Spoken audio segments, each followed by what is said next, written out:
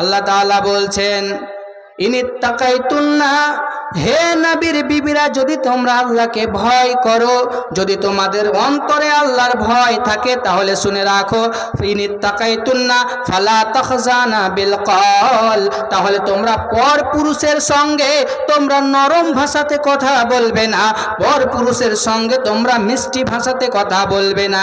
যেই রকম ভাবে একটা মেয়ে তার স্বামীর সঙ্গে নরম ভাষাতে মিষ্টি ভাষাতে কথা বলে, সেই রকম ভাবে তোমরা পর পুরুষের সঙ্গে, যারা তোমাদের আত্মীয় স্বজন নয়, একজন পর পুরুষ, তার সঙ্গে তোমরা মিষ্টি ভাষায় কথা বলবে না।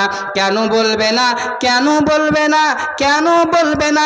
সেটাও আল্লাহ তাআলা বলে দিচ্ছেন। আল্লাহ তাআলা বলে দিচ্ছেন ফায়াতমাআল্লাযী ফী কলবিহি মারাজুন, কারণ যেই সব পর পুরুষের ভিতরে ব্যাধি রয়েছে, অসুখ রয়েছে, তারা তোমাদের মিষ্টি ভাষাতে, তোমাদের নরম ভাষাতে তারা তোমাদের উপরে আকৃষ্ট হয়ে যাবে, তোমাদের নরম ভাষাতে তোমাদের উপরে তারা ইমপ্রেস হয়ে যাবে। অতএব তোমরা কোনো পর পুরুষের সঙ্গে নরম ভাষাতে কথা বলবে না, মিষ্টি ভাষাতে কথা বলবে না। আল্লাহ তাআলা বলছেন তোমাদের সম্মান মর্যাদা ডবল করেছি, তো কিছু গাইডলাইন দিচ্ছি, ভালো করে শুনো। এবার কি বললেন আল্লাহ তাআলা? আল্লাহ তাআলা বলছেন যে তোমরা পর পুরুষের সঙ্গে নরম ভাষাতে মিষ্টি ভাষাতে কথা বলবে না, যেই রকম ভাবে তোমরা তোমাদের স্বামীর সঙ্গে কথা বলো। এখান থেকে মা বোনকে শিক্ষা নিতে হবে কি, যে তারা পর পুরুষের সঙ্গে নরম ভাষাতে মিষ্টি ভাষাতে কথা বলা যাবে না। আপনি দেখবেন বাড়িতে কোনো মানুষ নাই, প্রত্যেকটা মহিলার কাছে, প্রত্যেকটা একজন স্বামী তার স্ত্রীকে একটা করে মোবাইল দিয়ে রেখেছে, আর তার মোবাইলে তার কলেজের, তার স্কুলের 2-4টা করে ফ্রেন্ড ছিল, তাদের নাম্বার আছে, ঘন্টার পর ঘন্টা তাদের সঙ্গে কথা বলে। যদি তার শাশুড়ি এসে জিজ্ঞাসা করছে কার সঙ্গে কথা করছিস গে, করছে হার গে কলেজের একটা বন্ধু। অতএব আল্লাহ রাসূল আল্লাহ তাআলা কি বলছেন, যে তাদের সঙ্গে কথা বলা যাবে না, কারণ তোমার কণ্ঠস্বর, তোমার নরম ভাষা, সেটাও হলো পর্দা। তুমি নরম ভাষাতে কথা বলবে, এই নরম ভাষায় কথা শুনে একজন পুরুষ তোমার প্রতি আকৃষ্ট হয়ে যাবে, ইমপ্রেস হয়ে যাবে। এরপর আল্লাহ তাআলা বলছেন ওয়াকারনা ফি বুয়ুতিকুন্না, ওয়াকারনা ফি বুয়ুতিকুন্না, হে নবীর বিবিরা, তোমরা তোমাদের গৃহের মধ্যে অবস্থান করবে, তোমরা বাড়ির ভিতরেই থাকবে, তোমরা বাড়ির ভিতরে অবস্থান করবে। ওয়ালা তাবাররুজনা তাবাররুজাল জাহিলিয়াতিল উলা, এবং তোমরা অজ্ঞতা যুগের মহিলাদের মতো করে, জাহিলি যুগের মহিলাদের মতো করে তোমরা সেজে কুজে তোমরা রাস্তাঘাটে বের হবে না। তোমরা জাহিলি যুগের মহিলাদের মতো করে, জাহিলি যুগের মহিলারা সেজে গুজে মেকআপ করে তারা রাস্তাঘাটে চলাফেরা করত, আজকেও দেখতে পাবেন। বর্তমান সময়ে যারা বেধর্মী হিন্দু খ্রিস্টানের মেয়েরা যে এইরকম ভাবে মেকআপ করে সাজগুজ করে তারা রাস্তাঘাটে চলাফেরা করে, হে নবীর বিবিরা, তোমরা এই মতো রাস্তাঘাটে সেজে গুজে বের হবে না। কেন বের হবে না? আল্লাহ তাআলা বলছেন হাদিসের ভিতরে, বিশ্বনবী বলছেন যে একটা মহিলা যখন সুগন্ধ ব্যবহার করে, ইতর ব্যবহার করে, সুগন্ধ ব্যবহার করে, পারফিউম ব্যবহার করে রাস্তা দিয়ে চলে, এই উদ্দেশ্যে যে রাস্তার পুরুষেরা তার দিকে দেখবে, তার দিকে তাকাবে, এবং তারা পুরুষদেরকে আকৃষ্ট করার উদ্দেশ্যে যদি কোনো মেয়ে রাস্তা দিয়ে চলে, সুগন্ধ ব্যবহার করে, বিশ্বনবী বলছেন ফাহিয়া জানিয়া, মেয়েটি জেনাখন্নি, মেয়েটি ব্যভিচারী, মেয়েটি জেনাখন্নি।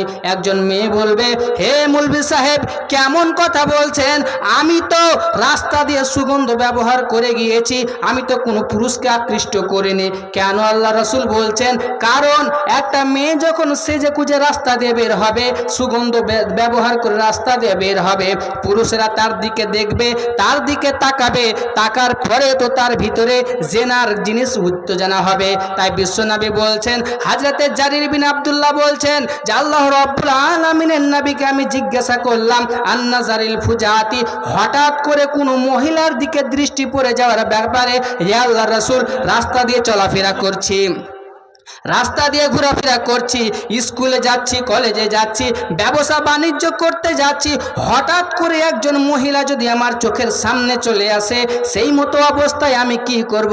আল্লাহ রাসূল বলছেন যে ফা আমার আনি জারির বিন আব্দুল্লাহকে আল্লাহ রাসূল বলছেন আন আসরিফা বাসারি, হে জারির, তুমি তোমার দৃষ্টিকে অবনত করে নিবে, তুমি তোমার চক্ষুকে নিচু করে নেবে। তাহলে জেনা করবে যদি একটা মহিলা সুগন্ধ ব্যবহার করে যায়, অর্থাৎ সে একটা জেনা করাতে যতটা পাপ হবে, একটা মহিলা যদি সুগন্ধ ব্যবহার করে একটা পুরুষকে নিজের দিকে আকৃষ্ট করার চেষ্টা করে, তার ততটাই পাপ হবে, ততটাই পাপ হবে। তাই আল্লাহ তাআলা নবীর বিবিদের বলছেন তোমরা তোমাদের বাড়ির ভিতরে অবস্থান করবে। জাহিলি যুগে যেই মতো মহিলারা সেজে গুজে রাস্তায় চলাফেরা করতো, সেই রকমভাবে তোমরা চলাফেরা করবে না। এরপর আল্লাহ তাআলা বলছেন ওয়াকিমনাস সালাহ, হে নবীর বিবিরা তোমরা সালাত কায়েম করবে, ওয়াতিনাজ যাকাত, তোমরা যাকাত প্রদান করবে, ওয়াতিনাল্লাহ ওয়া রাসূলহু, এবং তোমরা আল্লাহ এবং আল্লাহর রাসূলের ইতাআত করবে, আল্লাহ এবং আল্লাহর রাসূলের অনুসরণ করবে। আল্লাহ রাব্বুল আলামিন বলছেন হে নবীর বিবিরা তোমরা সালাত কায়েম করবে, তোমরা যাকাত প্রদান করবে, আল্লাহ এবং আল্লাহর রাসূলের অনুসরণ করবে, তাদের কথাগুলিকে মেনে নিবে। এতগুলো গাইডলাইন আল্লাহ তাআলা কেন দিলেন? এতগুলো হুকুম আল্লাহ তাআলা কেন দিলেন? আল্লাহ তাআলা বলছেন হে নবীর বিবিরা তোমাদেরকে পুরো পৃথিবীর মহিলাদের উপরে সম্মান দিয়েছি, তার কারণ বলে দিচ্ছি কেন তোমাদের এতগুলো আমি আল্লাহ গাইডলাইন দিলাম। আল্লাহ তাআলা বলছেন ইন্নামা ইউরিদুল্লাহ লিইউযহিবা আনকুমুর রিজসা আহলাল বাইত ওয়া ইতাহহিরাকুম তাতহীরা। হে নবীর বিবিরা এতগুলো গাইডলাইন দেওয়ার কারণটা এবার জেনে নাও। আল্লাহর রাসূল আল্লাহ তাআলা বলছেন হে নবীর বিবিরা নিশ্চয় তো আল্লাহ তাআলা চান তোমাদের থেকে যতগুলো নাপাকি রয়েছে, যতগুলো অপবিত্রতা রয়েছে, যতগুলো নোংরামি রয়েছে, সবগুলোকে আল্লাহ তাআলা দূর করে দিতে, ওয়া ইতাহহিরাকুম তাতহীরা, এবং তোমাদেরকে সম্পূর্ণরূপে পবিত্র করে নিতে। তাহলে এতগুলো আল্লাহ তাআলা হুকুম দিলেন নবীর বিবিদেরকে যে তোমরা পরপুরুষের সঙ্গে নরম ভাষায় কথা বলবে না, এবং তোমরা জাহিলি যুগের মহিলাদের মতো করে সেজে গুজে রাস্তাঘাটে বের হবে না, এবং তোমরা সালাত কায়েম করবে, যাকাত প্রদান করবে, আল্লাহ এবং আল্লাহ রাসূলের ইতাআত অনুসরণ করবে। এতগুলো হুকুম আল্লাহ তাআলা কেন দিলেন?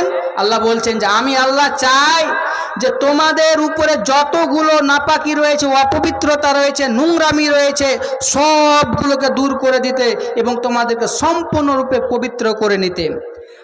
পৃথিবীর বুকে কোনো মানুষ যেন পরে এসে না বলতে পারে যে নবী মানুষকে দ্বীনের দাওয়াত দিয়েছে, নবী মানুষকে আল্লাহর দিকে আহ্বান করেছে, অথচ নবীর বিবিরা তো এইরকম ছিল, নবীর বিবিরা তো বেপরদা ছিল। এই ধরনের কথা যেন পৃথিবীর কোনো মানুষ বলতে না পারে, এই জন্য আল্লাহ তাআলা নবীর বিবিদেরকে এতগুলো গাইডলাইন দিয়েছেন, এতগুলো হুকুম আহকাম দিয়েছেন।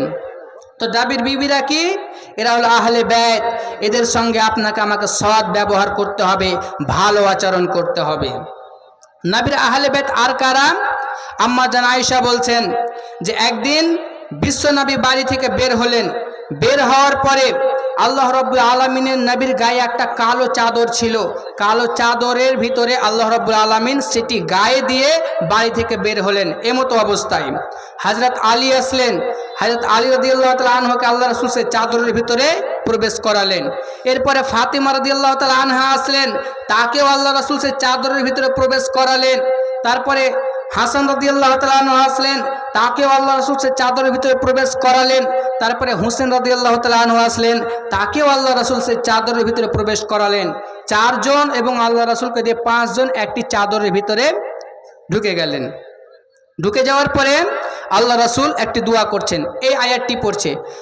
আল্লাহ রাসূল বলছেন ইন্নামা ইউরিদুল্লাহু লিইউযহিবা আনকুমুর রিজসা আহলাল বাইত ওয়া ইতাহহিরাকুম তাতহীরা।